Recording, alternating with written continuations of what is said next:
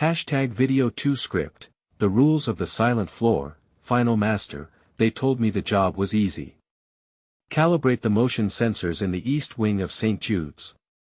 A brand new, multi-million-dollar expansion that hadn't even seen its first patient yet. It was supposed to be a 3-night contract. Easy money. But on my first night, I found a laminated sheet of paper taped to the inside of the maintenance closet on floor 4. It wasn't a standard OSHA manual. It was a list. Handwritten. Rules for maintenance personnel, floor 4. I should have walked out then. But when you're desperate for a paycheck, you convince yourself that weird is just eccentric. My name is Marcus. I've been an systems technician for 12 years. I don't believe in ghosts. I believe in wiring, infrared signatures, and logic gates.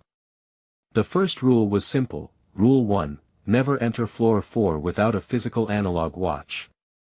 If it stops, leave immediately. I checked my wrist. A Seiko automatic. Ticking steadily. I laughed. I started my sweep in hallway A. Everything was silent. The air was sterile, smelling of fresh paint and floor wax. My footsteps echoed too loudly on the polished linoleum. I reached the sensor hub at 3 a.m. That's when I remembered Rule 2. Rule 2, the motion sensors in hallway B will trigger at 3:14 a.m. Do not look at the monitors. I was sitting in the observation booth. At exactly 3:14 a.m., the digital board lit up. Hallway B, motion detected. Sensor 408. Triggered. Sensor 409. Triggered. Sensor 410. Something was moving down the hallway at a steady, human walking pace. But the cameras showed nothing. Just an empty, brightly lit corridor. I kept my eyes on my watch.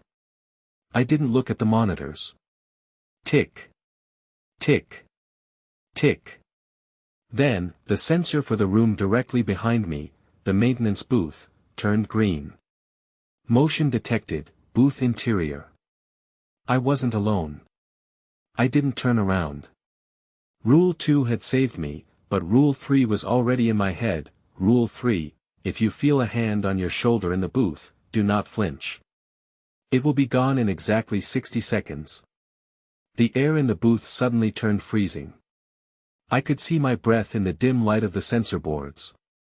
Then, I felt it. A heavy, cold weight pressing down on my left shoulder. It felt like a hand, but the fingers were too long.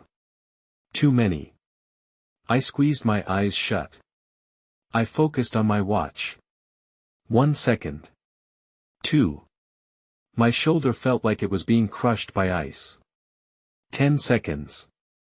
A whisper brushed against my ear. It didn't sound like words. It sounded like someone trying to speak while their throat was full of dry leaves. 50 seconds. The weight lifted. The air returned to normal. I opened my eyes. The motion detected light on the board was dark. By night 2, I was terrified. But the payout for this contract was enough to cover my rent for 6 months. I couldn't walk away. I was working on the wiring in the West Wing when I saw her. A nurse, standing at the end of the long, sterile hallway. She was wearing a deep blue uniform. Working late? She asked. Her voice was sweet, almost melodic. She was holding a tray with 2 steaming cups of tea. It gets lonely here at night. Would you like some? Rule 4 flashed in my mind. Rule 4, if a nurse in a blue uniform offers you tea, politely decline. We do not have staff in blue uniforms. No thank you, I said, my voice cracking. I'm strictly a coffee man. She smiled. It was a beautiful smile, except it didn't reach her eyes. Her eyes were just, milky white. No pupils. No iris. Such a shame, she whispered. She turned and walked toward room 402. I froze. Rule 5, do not talk to the patient in room 402. He is not a patient. As she opened the door, a sound came from inside. Not a groan. Not a scream. It was the sound of 1,000 birds flapping their wings in a confined space. The nurse stepped inside and closed the door. Night 3 was the final night. I just had to finish the software update in the main server room on floor 4 and I was out. At 2 a.m., the hospital intercom crackled to life. Code Silver. Code Silver in the East Wing. My heart hammered against my ribs. Rule 6, if you hear a code, Silver, on the intercom, find a room with a wooden door and lock it. I looked around. Everything was glass, steel, and plastic. Every door in this wing was high-tech reinforced metal. Except for one. The old storage room at the very end of the hall. It was a relic from the original building, left behind during the renovation. A heavy, oak door. I ran. Behind me, I heard the sound of heavy metal doors being ripped off their hinges. Asterisk clang. Screech, asterisk something massive was moving through the hallway, and it wasn't using the handles. I reached the oak door, dove inside, and slammed the bolt home just as something slammed into the other side. The wood groaned but held. Then, from the darkness of the storage room, a voice spoke. "You're late for the meeting, Marcus." I turned my flashlight toward the corner. Sitting on a crate was a man in a maintenance uniform identical to mine. His name tag read Marcus. But he wasn't looking at me. He was looking at his wrist. His watch had stopped. The man looked up. His face was a mirror of mine, but his skin was the color of old parchment, and his eyes, they were just hollow sockets filled with that same milky white mist I'd seen in the nurse.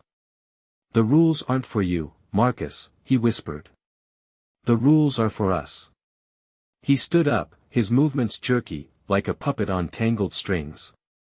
He pointed his stopped watch at the oak door. The banging outside stopped instantly. "You finished the calibration," he said. It wasn't a question. "The grid is live. We can move now." I didn't wait to hear more. I lunged past him, tore open the oak door, and sprinted. I didn't look at the sensors. I didn't look at the monitors. I ran until the sterile white tiles of floor 4 turned into the cold asphalt of the parking lot. I drove until the sun came up. I resigned the next morning. I never went back for my tools. The hospital expansion opened a month later. On the news, they called it a triumph of modern medicine. They talked about the state-of-the-art sensor grid that ensured patient safety at all times. But I know the truth. That grid isn't watching for intruders. It's providing the map.